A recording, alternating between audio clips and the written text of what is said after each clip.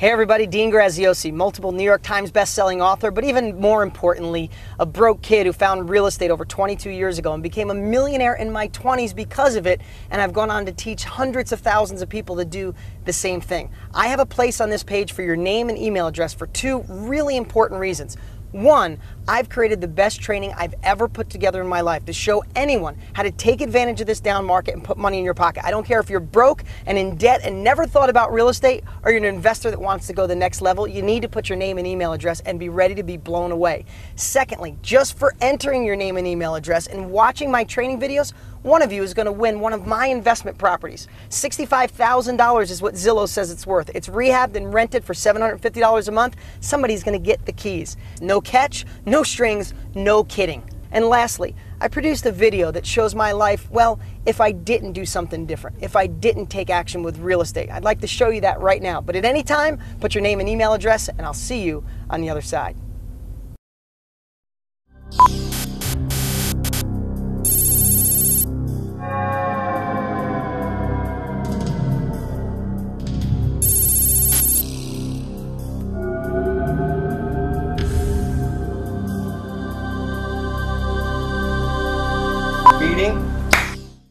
Is this thing on? Are we ready?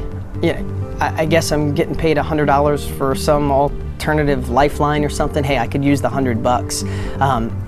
You know, they want me to tell my story real fast. I mean, it starts pretty much in 7th grade. I was in, special reading. Mrs. Thompson, she used to call me dumb pretty much every day, but they weren't so smart back then on dyslexia, and she thought I was dumb. Maybe I was, I don't know. But, in the early 90s, I think I had a shot to really do something different and maybe not be a mechanic. Not that being a mechanic's bad.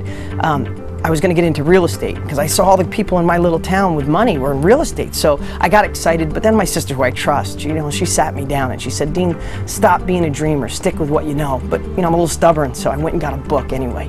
And I started reading. I was pretty excited about real estate, but then my dad saw the book and he sat me down. It was pretty similar, except he said, "Those people started with money and probably a college education, and you don't have money. You can't do it." But I have to tell you, I was still a little bit on the fence, but then I saw all the news. We were in a down real estate market. I mean, you look at, I kept this through the years. This is an actual New York Times from the early 90s. It said, big slide in housing prices, latest worry on Wall Street. And they were all over the headlines. So that's when I decided to stick with what I knew.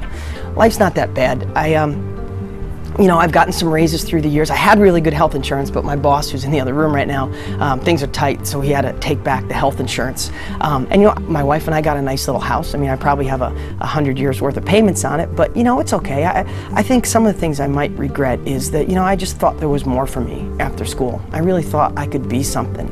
And, I hate the stress and worry about the bills. There's never enough, and me and my wife fight about it. And, a couple even deeper things is I have 2 little kids, a 4 and a 2-year-old, and I hope I can figure out a way to get them to college. I know I'm not going to have the money, and the other thing too is my parents. Like, neither one of them saved up money for retirement, and they're really struggling. I always wish I had that extra money to get them going.